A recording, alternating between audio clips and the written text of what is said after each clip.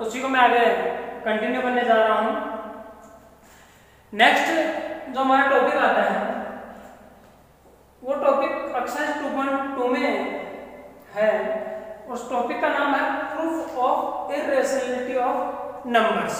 ठीक है, जैसे कि हमारे मेन चैप्टर का नाम था रियल नंबर्स, तो रियल नंबर्स की जो डेफिनेशन मैंने बताई थी कि रियल नंबर कौन से होते हैं, तो उसमें आपने पढ़ा था कि the set of rational and irrational numbers are known as real numbers. ठीक है, एक्सरसाइज 2.1 और 2.2 में हमने यूक्लिड डिवीजन लेमा जो थ्योरम थी उसके बारे में पढ़ा, उसका यूजेज हम पढ़े, और एक्सरसाइज 2.2 में हमने फंडामेंटल थ्योरम ऑफ अरिथमेटिक पढ़ी।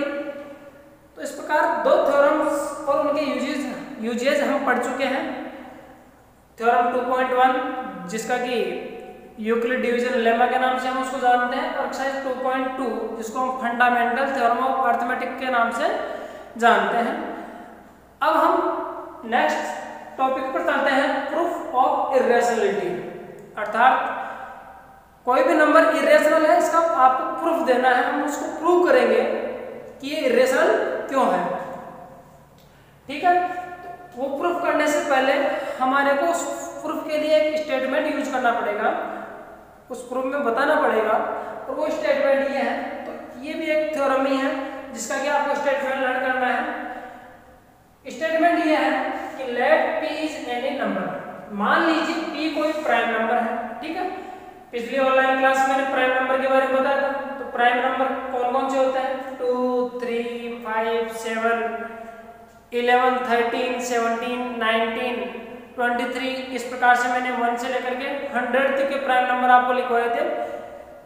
तो आगे भी होते हैं 100 से, वो भी होते हैं प्राइम नंबर। तो आप मान लीजिए p कोई प्राइम नंबर है। ठीक है, कोई सी भी हो सकती है, p की वैल्यू 2 भी हो सकती है, 3 भी हो सकती है, 5 भी हो सकती है, 4 नहीं हो सकती है, 4 प्राइम नंबर नहीं है। तो p अगर कोई प्राइम नंबर है and a is positive integer, a क्या है? Positive integer. अब जब बात इंटीजर्स की आती है तो इंटीजर्स में पॉजिटिव भी आता है, नेगेटिव भी आता है, जीरो भी आता है। लेकिन पॉजिटिव इंटीजर्स की बात जब भी करें तो उसका मतलब होता है नेचुरल नंबर, यानी 1, 2, 3, 5। तो a की वैल्यू 0 नहीं हो सकती और -1, -2 नेगेटिव नहीं हो सकती, इसके अलावा कुछ भी हो सकती है। तो इनको आप मैंने माना है कि प्राइम नंबर है और a पॉजिटिव इंटीजर है। तब उस कंडीशन में आगे है p डिवाइड्स a स्क्वायर, यानी कि जो पॉजिटिव इंटीजर लिया है उसके स्क्वायर को अगर p डिवाइड करता है, ठीक है, कंप्लीटली अगर डिवाइड करता है तो हम कह सकते हैं कि p also divides a, p a को भी डिवाइड करेगा।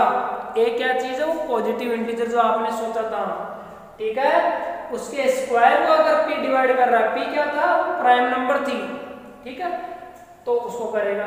ठीक है, इसी को अगर अपन सेकंड लैंग्वेज में बोलना चाहिए, अदर वर्ड्स में, लैंग्वेज क्या? लैंग्वेज हमारी इंग्लिश है।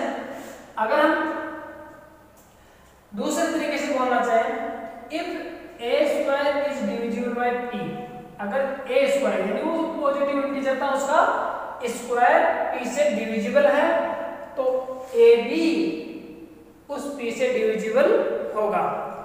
अब देखिए, इसको देखते हैं कि ये ट्रू है या फॉल्स है।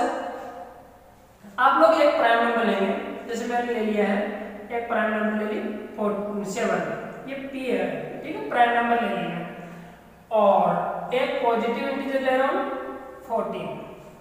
ओके, 14 की जगह आप 21 ले लीजिए। लो 21। क्वेश्चन ये है कि a स्क्वायर यानी इसका स्क्वायर करेंगे तो हमारे पास 21 का स्क्वायर यानी 441 ये आएगा। ठीक है, तो ये क्या कर रहा है? If p divides a square, अगर इसको ये डिवाइड करता है, देखिए 4, 4, 1 को 7 डिवाइड करता है क्या? ठीक है, यानी 21 के स्क्वायर को 7 डिवाइड करता है या नहीं करता है? ये a की वैल्यू वाली थी, तो देखते हैं कितनी बार। तो देखते हैं कि हम ये जो स्क्वायर ऑफ 21 है 441, ये 7 से डिविजिबल है 63 टाइम। ठीक है, तो हम कह सकते हैं कि जब square is divisible by 7, then 21 will be also divisible by 7। ठीक है, तो 21 भी डिविजिबल होगा 7 से 3 टाइम। हो रहा है डिवाइड, ठीक है। और अगर यही डिवाइड नहीं हो रहा 7 से तो वो होने का सवाल ही नहीं है। जैसे मैं p की वैल्यू 7 ले रहा हूं और a मैं ले रहा हूं 9, ठीक है बच्चों। तो a स्क्वायर हमारे पास में कितना हो जाएगा, 9 का स्क्वायर इक्वल टू 81। तो 81 को डिवाइड अगर हम करें 7 से तो 81 7 से डिविजिबल नहीं हो रहा है, तो ये 9 भी 7 से डिविजिबल नहीं होगा। ठीक है बच्चों, इस प्रकार से ये स्टेटमेंट जो आपको लग रहा है ये ट्रू है या फॉल्स है, ट्रू है। ठीक है, लेकिन कंडीशन ये है कि p प्राइम नंबर होनी चाहिए और a पॉजिटिव इंटीजर होना चाहिए। ठीक है, तो ये स्टेटमेंट आपको लर्न करना है। इस स्टेटमेंट का यूज हम इसमें करेंगे जब हम नंबर्स को इरेशनल प्रूव करेंगे, उनमें आपको वहां पर दिक्कत ना आए, आप प्रॉब्लम फेस नहीं करो। इसलिए ये कॉन्सेप्ट अभी क्लियर कर लेना कि ये कॉन्सेप्ट कहां से आया, कैसे नहीं आया, क्योंकि मैं डायरेक्ट वहां पर यूज करूंगा ये लाइंस। ठीक है, अब हम आगे के थ्योरम पर आते हैं। ये 2.3 थ्योरम हो चुका। 2.4 का जो स्टेटमेंट है उसको प्रूफ करेंगे। 2.3 का मैंने जो नंबर्स एग्जांपल्स के माध्यम से इसको प्रूव कर दिया है, आप इसका स्टेटमेंट रखना है। ठीक है बच्चों, नेक्स्ट जो आती है थ्योरम वो है prove that root 2 is irrational. मैंने अब तक ये बताया कि रूट 2 क्या होती है, रूट वाली जितनी भी नंबर होती है परफेक्ट स्क्वायर नंबर्स को छोड़ करके वो इरेशनल होती है। तो आज हम प्रूव करेंगे कि वो इरेशनल कैसे होती है।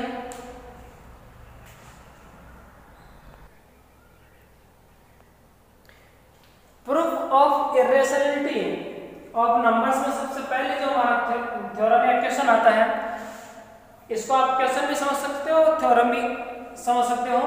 ये दोनों ही फॉर्म में हमारे पास पूछा जा सकता है। इसका यूज हम आगे आने वाले क्वेश्चंस को सोल्व करने में भी करेंगे और एक खुद भी क्वेश्चन बन करके आ सकता है। Prove that root 2 is irrational. प्रूव कीजिए कि रूट 2 इरेशनल है। अब इस रूट के अंदर कोई भी परफेक्ट स्क्वायर को छोड़ करके कोई भी नंबर आ सकती है। Root 3, root 5, root 6, root 7, root 8, root 10, root 9 नहीं है, क्योंकि रूट 9 तो रेशनल होती है। ठीक है, तो इस प्रकार से क्वेश्चन कुछ भी आ सकता है, मेथड सेम रहेगा। तो इसकी स्टार्टिंग कैसे करेंगे, let's assume root 2 is rational. थोड़ी देर के लिए हम इसको उल्टा मान करके चलना है कि रूट 2 को आप रेशनल मान लो। इसको मान लो कि ये रूट 2 इरेशनल नहीं है, ये रेशनल है। Let's assume root 2 is rational. अगर ये रेशनल है तो रेशनल नंबर किसको बोलते हैं, जिसको अपन p अपॉन q के रूप में लिख सकते हैं। ठीक है, so root 2 can be written as a upon b। अब आपके यहाँ पर थोड़ा सा यह हो रहा है कि a अपॉन b क्यों लिखा है, p अपॉन q क्यों नहीं लिखा। ठीक है, तो देखिए अगर रूट 2 रेशनल है तो हम इसको p अपॉन q के रूप में लिख सकते हैं, क्योंकि rational numbers can be expressed in the form of p upon q, where p and q are integers। p और q इंटीजर होते हैं। जैसे मान लीजिए p की वैल्यू आपके पास में कुछ भी आ सकती है, p की वैल्यू आ गई 10 और q की वैल्यू आ गई 15। ठीक है बच्चों, उस कंडीशन में जो p और q है, अब ये बताइए सिंपलेस्ट फॉर्म में कन्वर्ट होना चाहती है नहीं चाहती, इसको हम सिंपलेस्ट फॉर्म में प्राप्त कर सकते हैं। First of all get this number in simplest form. तो सिंपलेस्ट फॉर्म में प्राप्त करने के लिए ये कितने से कट दिए, 5 से। 5 2 जा 10 और 5 3 जा 15। तो ये हमारे पास आ गए 2 अपॉन 3। अब बच्चों देखिए 2 और 3 किसी से भी डिवाइड नहीं हो रहा, 2 और 3 किसी से भी डिवाइड नहीं हो रहा है, तो ये हो गए कोप्राइम। आगे हम एक वर्ड यूज करेंगे कोप्राइम। ठीक है, तो कोप्राइम का मतलब इनमें कोई भी कॉमन फैक्टर नहीं है, और एक वर्ड आया कॉमन फैक्टर। ठीक है, इन तीनों को समझिए। कोप्राइम प्राइम नंबर आप सभी जानते हो, ठीक है। को प्राइम का मतलब होता है दोनों साथ मिलकर के डिवाइड नहीं हो सकते हैं, ठीक है। यहाँ पर तो हमारे पास 2 और 3 दोनों ही प्राइम नंबर है और ये दोनों को प्राइम भी है, क्योंकि आगे ये कैंसिल नहीं हो सकते एक के अलावा। अगर बात करूं 10/15 की, तो 10/15 में ये 10 और 15 है को प्राइम नहीं है बच्चों, क्योंकि 10 और 15 दोनों ही 5 से डिविजिबल है। तो उस कंडीशन में हम कह सकते हैं 5 is the common factor of 10 and 15। 5 is common factor in 10 and 15। इसका कॉमन फैक्टर हो गया 5।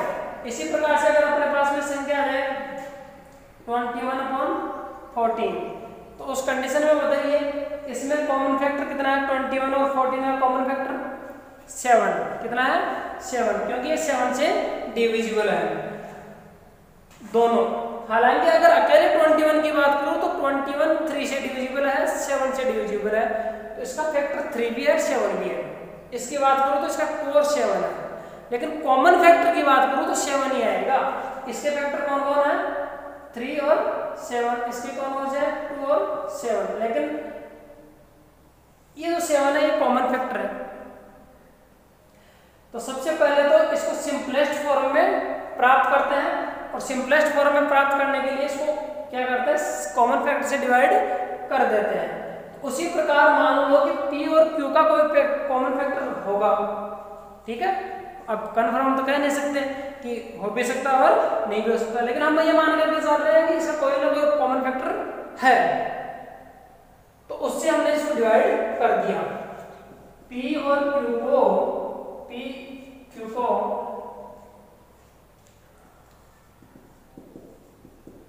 Dividing P and Q bye it's common factor, ठीक है। P और Q को जैसे आप 10 और 15 को 5 से डिवाइड करें, 2 और 3 है, अलग डिजिट अलग नंबर है, तो जैसे P और Q को डिवाइड करेंगे तो हम क्या प्राप्त करते हैं? A और B, ठीक है। तो अब A और B आगे डिवाइड नहीं होंगे, सिंपलेस्ट फॉर्म में आ गए, यानी जब आगे डिवाइड नहीं हो सकते, इनके फैक्टर नहीं हो सकते, तो उस कंडीशन में ये कहलाता है को प्राइम। क्या कहलाता है? को प्राइम। जैसे इसका कोई को प्राइम नहीं है। अगर इसके बात करें इसके फैक्टर की, तो 2 × 1 और इसका 3 × 1, तो इनमें देखिए 1 कॉमन फैक्टर है, इसके अलावा कोई कॉमन फैक्टर नहीं है। और कोई भी संख्या ले लो, 1 तो कॉमन फैक्टर आपको मिलेगा ही मिलेगा। अब आ जाइए आप लोग अपने मेन टॉपिक पर।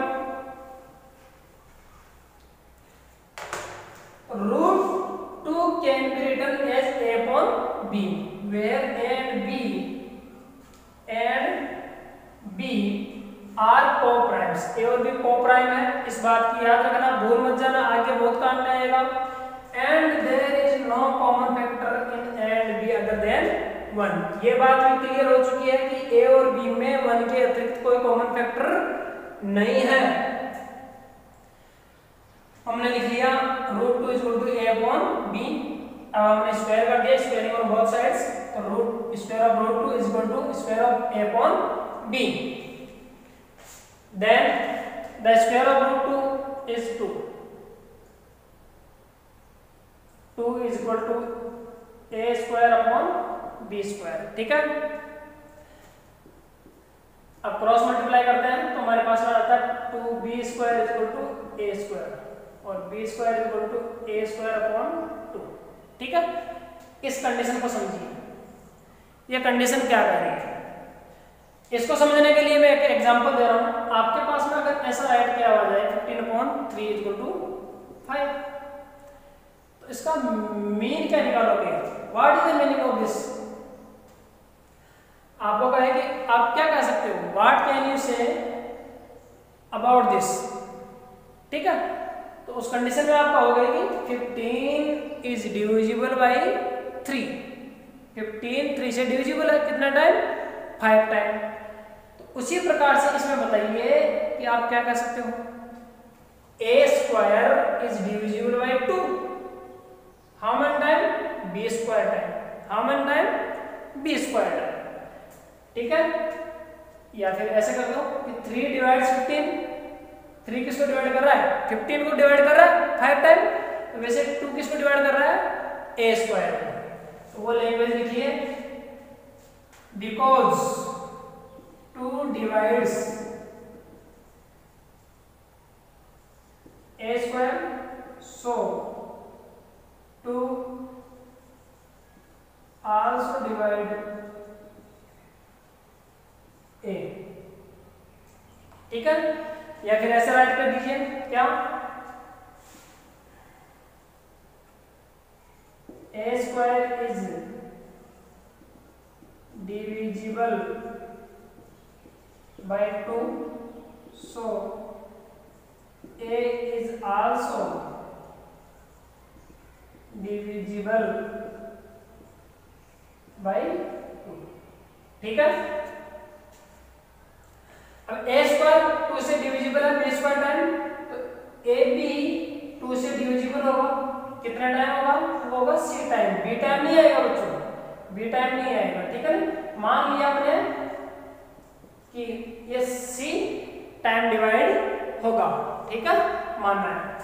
वापस देख लीजिए, कई बच्चे ऐसे कर देते हैं कि a स्क्वायर को डिवाइड करा 2 b स्क्वायर टाइम, तो a को डिवाइड करेगा 2 b टाइम, नहीं b टाइम नहीं करता, वो तीसरी संख्या आती है। जैसे अभी मैंने एग्जांपल दिया था, आपने इसको डिवाइड किया था तो 63 आया था, ठीक है, और फिर इसको डिवाइड किया था तो 3 आया था, ठीक है। ये स्क्वायर नहीं है, स्क्वायर और स्क्वायर रूट नहीं है, इनमें कोई रिलेशन नहीं है, अलग ही है। इसको अगर अपन b स्क्वायर मानते हैं तो इसको अपन को c मानना पड़ेगा। ये आपके पास a स्क्वायर था, ये p था, ये a था और ये p था, ठीक है, तो ये c मान लिया। अब इसको क्रॉस मल्टीप्लाई करो, a इक्वल टू 2c, ठीक है। अब a इक्वल टू 2c इसमें रिप्लेस कर दीजिए। नाउ हम इसको इक्वेशन फर्स्ट कर देंगे, इसको second, from equation first and second,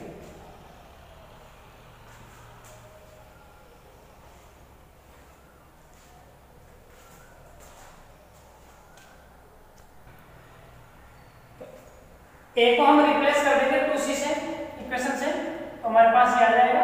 अब वो प्रोसेस वापस से रिस्टार्ट करेंगे तो अपने √2 equal to a upon b से किया था, स्क्वायरिंग बोथ साइड्स,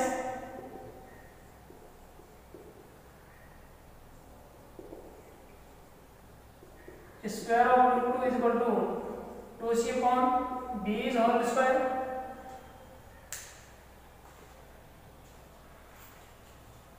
हमारे पास √2 का स्क्वायर 2 आ जाएगा और ये आ जाएगा 4c square upon b square, cross multiply करेंगे तो हमारे पास आ जाएगा 4c square is equal to 2b square, 4 का ट्रांसफर करेंगे तो c square is equal to 2b square upon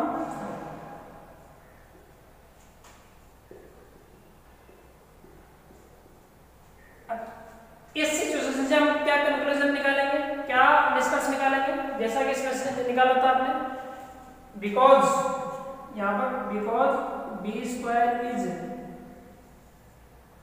divisible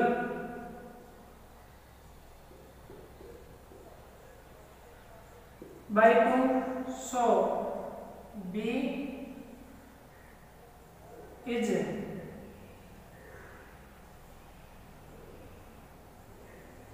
also divisible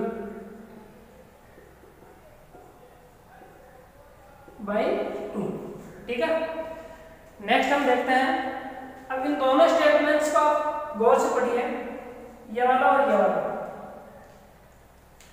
आपके पास में आ रहा है b is also divisible by 2 और a is also divisible by 2, ठीक है।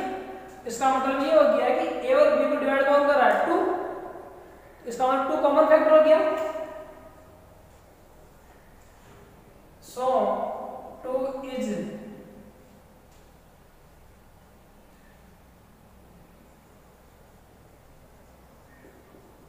common factor of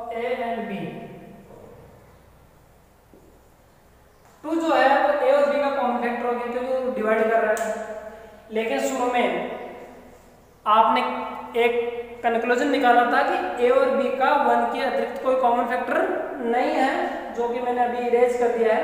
आप वीडियो को बैक करके देख सकते हो। अपन ने शुरू में कहा था कि ए और बी का ए के अतिरिक्त कोई कॉमन फैक्टर नहीं है।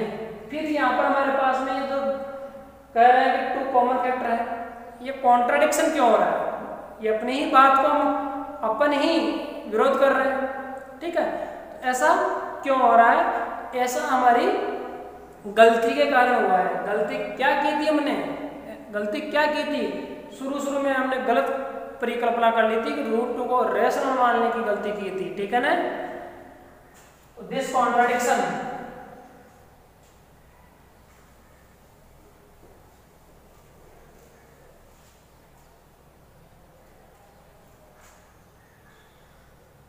but we have said that there is no common factor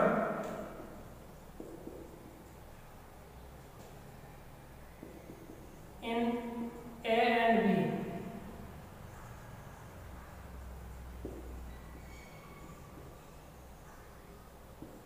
other than 1। वो जो आपने स्टार्टिंग में कहती बात को आपको याद दिला रहा हूं कि but we have said that there is no common factor in A and B other than 1। A और बी में कोई कॉमन फैक्टर नहीं है 1 के अतिरिक्त। और यहाँ पर कह रहे हो तो कॉमन फैक्टर है। दिस कॉन्ट्राडिक्शन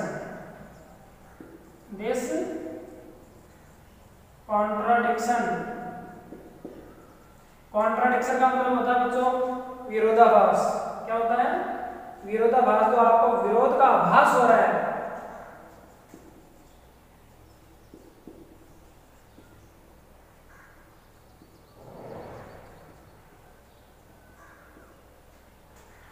जो विरोध आभास हो रहा है,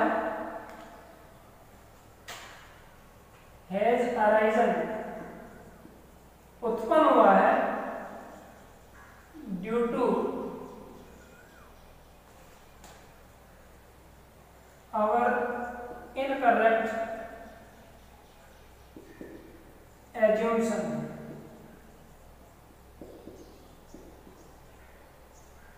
ठीक है, हमने जो गलत परिकल्पना की थी स्टार्टिंग में उसके कारण से हुआ। इनका त्रुटिपूर्ण कल्पना।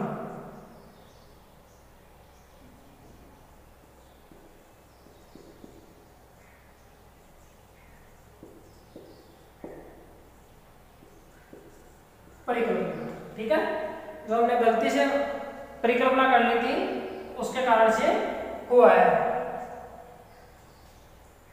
सो वी कंक्लूड। अच्छा, गलत कल्पना क्या की थी मैंने? Incorrect assumption that √2 is rational. हमने √2 को रेशनल मानने की गलत कल्पना की थी। So we conclude. अब हम निष्कर्ष निकाल सकते हैं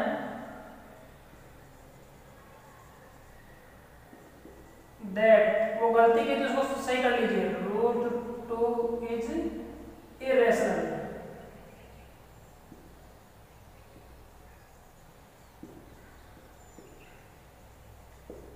ठीक है, हैंस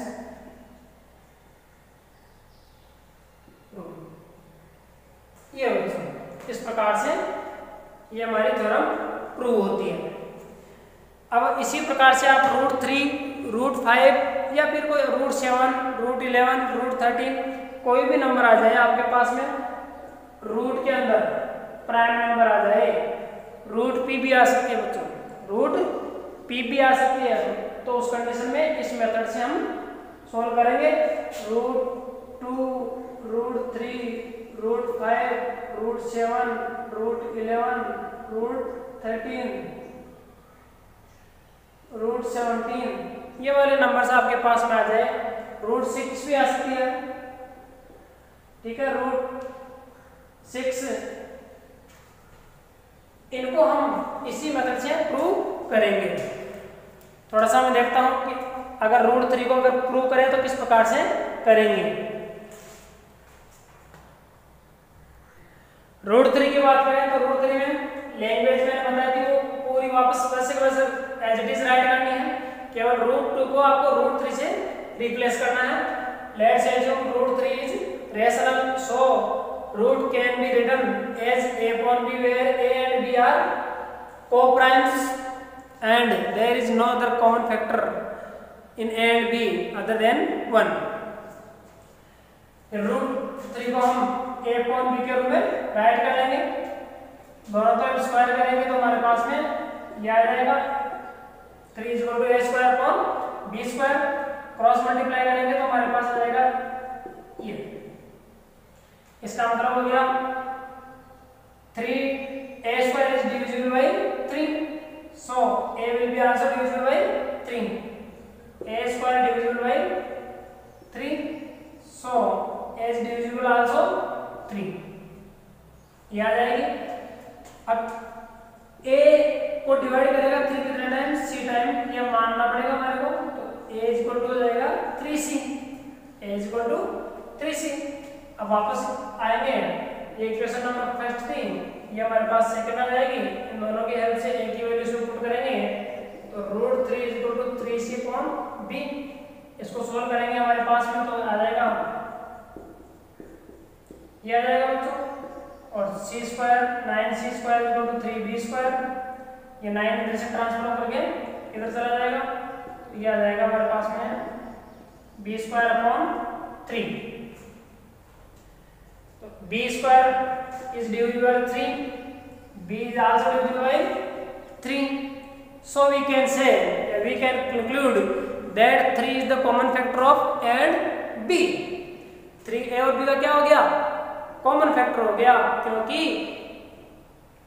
3 a को भी डिवाइड करता है और b को भी डिवाइड करता है। But we have said that there is no common factor in a and b other than 1, तो this contradiction has arisen due to our incorrect assumption that root 3 is rational, so improve your mistake and we can conclude that root 3 is irrational। Similarly we can prove root 5, okay, so do practice of such type questions। ये first type का हमारे पास में question हो चुका है जो exercise 2.3 थी। अब सेकंड टाइप के क्वेश्चन पर आते हैं, फिर अपना चैप्टर ये एक्सरसाइज कंप्लीट होती है।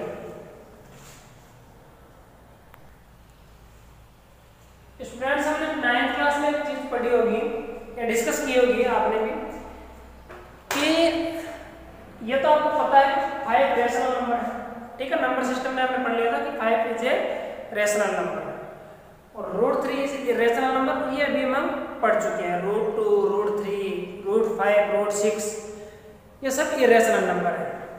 लेकिन अब क्वेश्चन ये उठता है कि अगर रेशनल और इरेशनल जो नंबर है उनका सम रेशनल होगा या इरेशनल होगा, ठीक है ना। अगर रेशनल नंबर और इरेशनल को जोड़ दिया जाए तो उनका जो सम आता है, टोटल आता है, वो क्या होगा, वो रेशनल होगा या इरेशनल होगा, ठीक है। तो हमने पढ़ा था कि वो इरेशनल होता है, तो उसको प्रूव करने का टाइम आ गया। 5 माइनस रूट 3 2 प्लस रूट 5 यानी रेशनल माइनस इरेशनल, इसका बेटा रेसिप्रोकल भी आ सकता है, उल्टा भी आ सकता है इस प्रकार से। रूट 3 माइनस 5 कन्वर्स आ सकता है, रेसिप्रोकल नहीं। रूट 3 माइनस 5, ठीक है, irrational minus rational. Root 5 plus root 2 भी आ सकता है, या फिर ऐसा आ सकता है rational into irrational, rational into irrational, या फिर रेशनल अपॉन इरेशनल, या इरेशनल प्लस इरेशनल। तो प्रूव करना कि ये बड़ा इरेशनल होते हैं हमेशा, क्या होता है, इरेशनल। प्रूव करना कि इरेशनल कैसे होते हैं, इनका मेथड उनसे डिफरेंट है, ठीक है। इनको प्रूव करने में हम जो पिछले क्वेश्चन बताए थे कि रूट 2, रूट 3 और रूट 5 इरेशनल होती है, उन स्टेटमेंट्स का हम यूज करेंगे।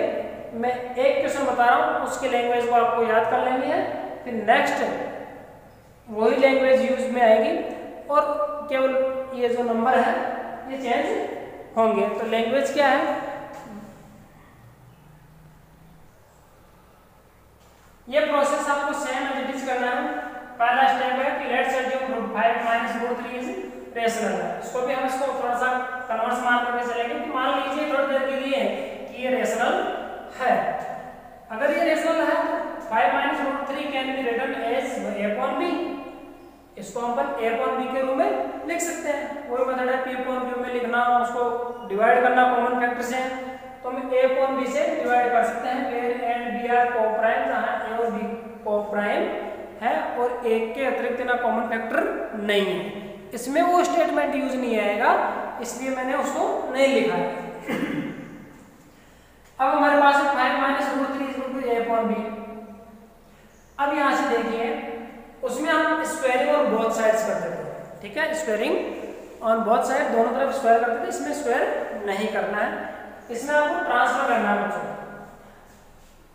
एक पार्ट में या तो एलएचएस पार्ट में या आरएचएस पार्ट में आपको इरेशनल नंबर रखनी है। तो देखिए मैं 5 को ट्रांसफर कर रहा हूं, यानी कि आपके पास में इनमें या तो रूट 2 मिलेगा, रूट 3 मिलेगा, रूट 5 मिलेगा। तो उसको एलएचएस पार्ट में रखना है और बाकी को आपको उधर ट्रांसफर कर देना है।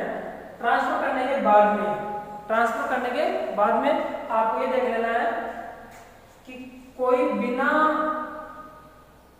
रेशनल नंबर एलएचएस पर रह तो नहीं गई। Minus root 3 is equal to a upon b minus 5 plus 5 इधर पॉजिटिव है, उधर जाकर के नेगेटिव हो जाएगा, नॉर्मल सी बात है। अब इस माइनस को भी उधर भेज देते हैं, फिर माइनस से मल्टीप्लाई कर देंगे तो हमारे पास में आ जाएगा 5 माइनस a अपॉन b। ठीक है बच्चों, ये आ गया समझ में? कैसे आया? नहीं आया, चलो ठीक है। इस माइनस को उधर से कर रहा हूँ, ये तो माइनस इधर चला गया इस प्रकार से। तो हमारे पास आ गया root 3 is equal to minus के अंदर मल्टीप्लाई करेंगे minus a upon b plus 5। अब इसको 5 को इधर लिख लेंगे तो क्या दिक्कत आ गई, 5 minus a upon b।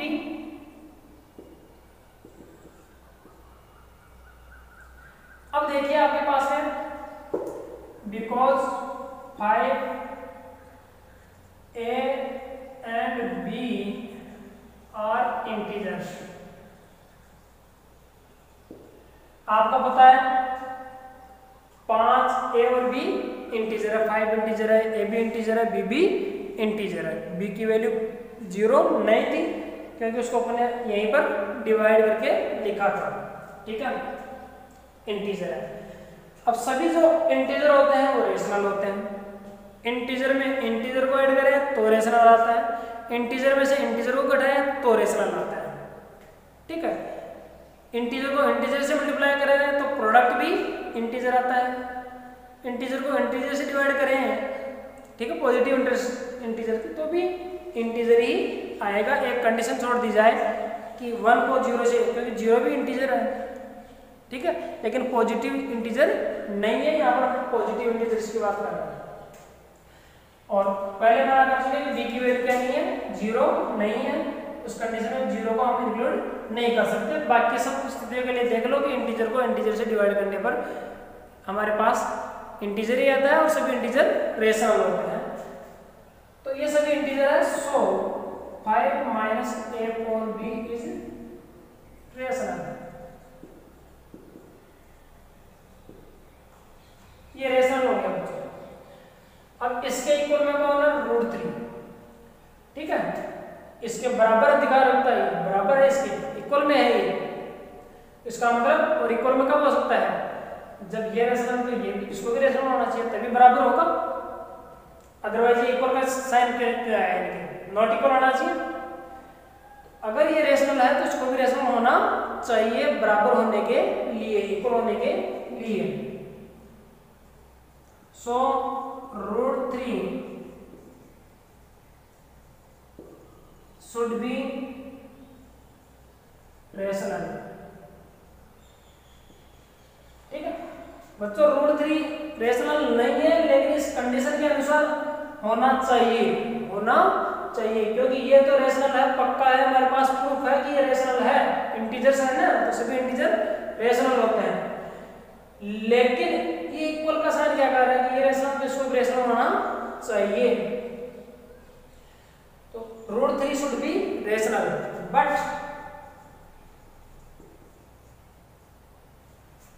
we know that √3 is irrational। हमने एक थ्योरम पढ़ी थी कि √3 तो क्या है, इरेशनल है।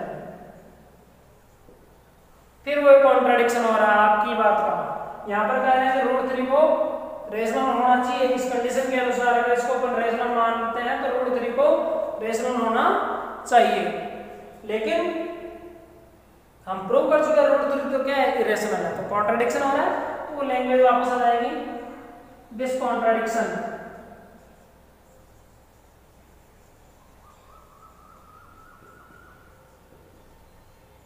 Dickson has arisen due to our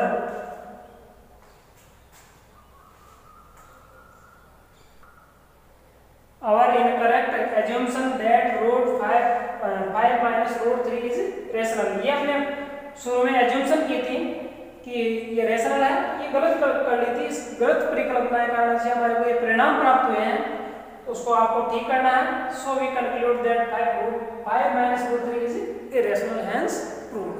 ठीक है बच्चों, आ गया होगा समझ में। ये लैंग्वेज वाला क्वेश्चन, इसमें लैंग्वेज ज़्यादा है, तो जितना ज़्यादा आप लैंग्वेज लर्न करेंगे उतने ही ज़्यादा इस क्वेश्चन को सोल्व करने में आपको आसानी रहेगी। ये लॉजिक्स है, इस लॉजिक्स को आपको क्लियर करना होगा।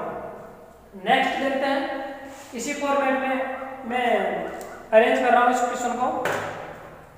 देखिए 2 + √5 है, तो आप लोग यहाँ पर 2 + √5 कर देंगे, ये लो 2 + √5, ठीक है। यहाँ पर 2 + √5 कुछ नहीं करना है, सेम है 2 + √5। अब 2 को उधर भेजेंगे तो -2 हो जाएगा बच्चों, और यहाँ पर प्लस का साइन है, प्लस ही रहेगा, ठीक है इस कंडीशन में। और ये वाली स्टेप आएगी नहीं, क्योंकि इधर नेगेटिव साइन बचा ही नहीं, तो उधर अपन ट्रांसफर क्या करेंगे, यहाँ पर √5 आएगा, ये भी नहीं आएगा, ये भी नहीं आएगा। अब हमारे पास में इस स्टेप के बाद में ये राइट करना है कि 5 नहीं 2 आया है यहाँ पर, 2 a और b ये इंटीजर है, इसलिए a/b - 5 इज रेशनल। ये रेशनल है, इसके इक्वल वाला भी रेशनल होना चाहिए, तो यहाँ पर हो जाएगा √5, ठीक है, शुड बी रेशनल। और यहाँ पर भी √5, यहाँ पर हमारे पास में आ जाएगा 2 + √5, और यहाँ पर भी आ जाएगा 2 + √5। इस प्रकार से ये हमारा क्वेश्चन होता है, ठीक है बच्चों। इसमें भी हमारे पास मल्टीप्लाई का साइन है, तो 3√5 है, 3√2 सॉरी, यहाँ पर 3√2 हो जाएगा,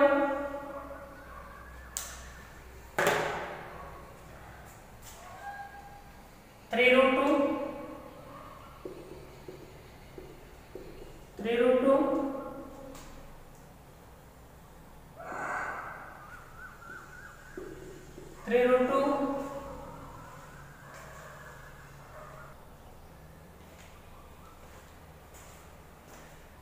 अब यहाँ पर 3 का ट्रांसफर करना है, 3 और √2 के बीच में मल्टीप्लाई का साइन है, तो इधर ये डिवाइड में जाएगा, इधर √2 और यहाँ पर 3 भी आ जाएगा बच्चों। यहाँ पर भी हमारे पास में 3 आ जाएगा, ठीक है। और यहाँ पर हमारे a/3 भी, ये भी रेशनल होगा, और इधर यहाँ पर हमारे पास √2 है, √2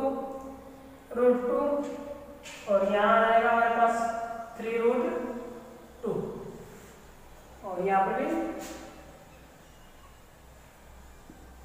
3√2। इस प्रकार से ये होता है। नेक्स्ट हमारे पास 1/√7 है, उस कंडीशन में देखिए 1/√7 √7।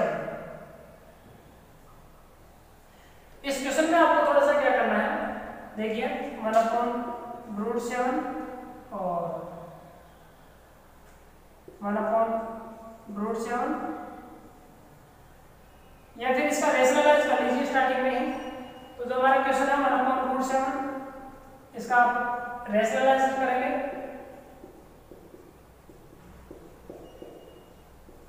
उस कंडीशन में हमारे पास √7/7 ये प्राप्त हो जाएगी बच्चों, ठीक है।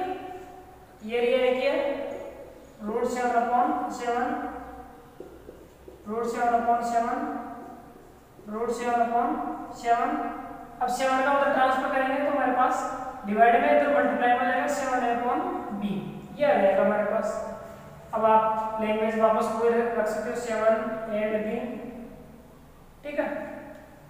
टोटल क्वेश्चन उस प्रकार से हो जाएगा, इनको आपको रिप्लेस करना है। ये हमारे पास जो सेकंड टाइप का क्वेश्चन था वो कंप्लीट होता है। नेक्स्ट हमारे पास है √2 + √3। इसमें हमारे पास ये लैंग्वेज है, केवल आपको इनको रिप्लेस करना है।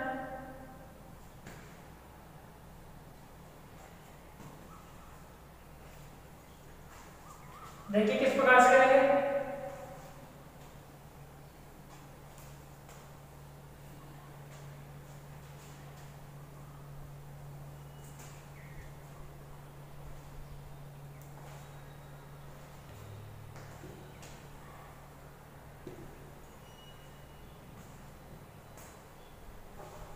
क्वेश्चन में हमारे पास में √2 + √3 था,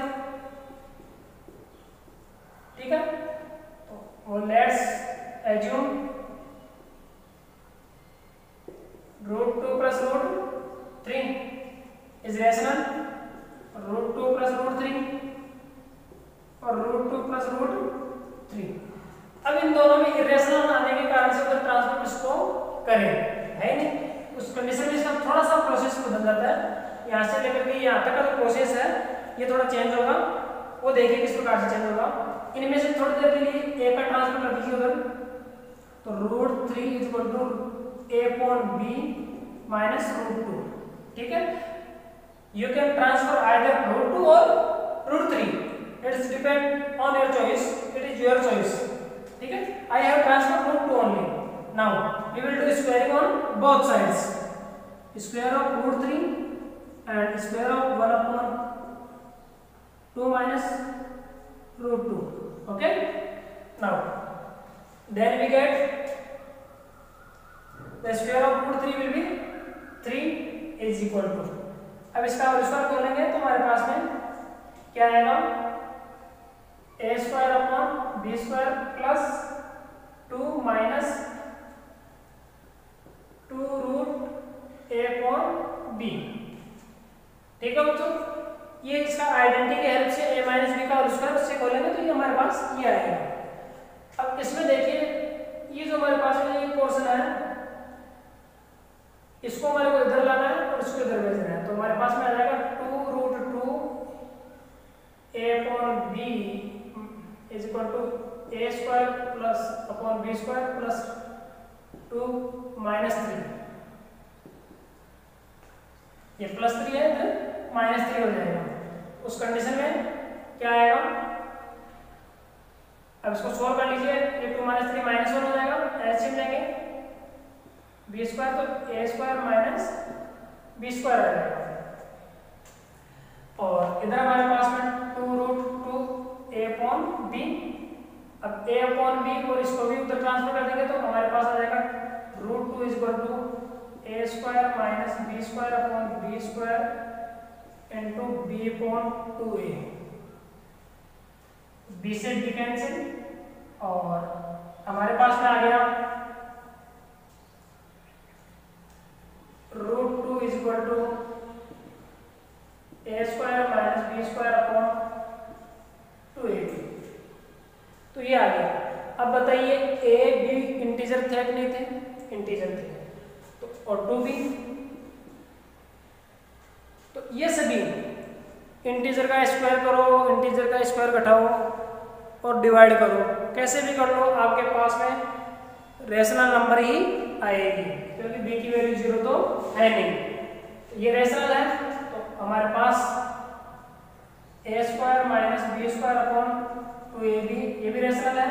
तो √2 को भी रेशनल होना चाहिए, लेकिन √2 तो क्या है, इरेशनल। और ये हमारी कॉन्ट्रडिक्शन हुआ, इसको हम सुधारेंगे और कहेंगे कि √2 प्लस √3 क्या है, इरेशनल है, इस प्रकार से। तो इस क्वेश्चन में ये प्रोसेस थोड़ा सा अलग है, बाकी सेम मेथड है। तो इस प्रकार से आपकी एक्सरसाइज 2.3 और उसके एग्जाम्पल और उसकी थ्योरम्स कंप्लीट होती हैं। फिर भी अगर कोई क्वेश्चन आपके सामने प्रॉब्लम क्रिएट कर रहा हो तो आप जरूर हमारे को कमेंट में लिखिए और बताइए, कॉल करके बताइए कि इसमें हमारे को प्रॉब्लम है, तो उसका आपको सॉल्यूशन मिलेगा। Thank you.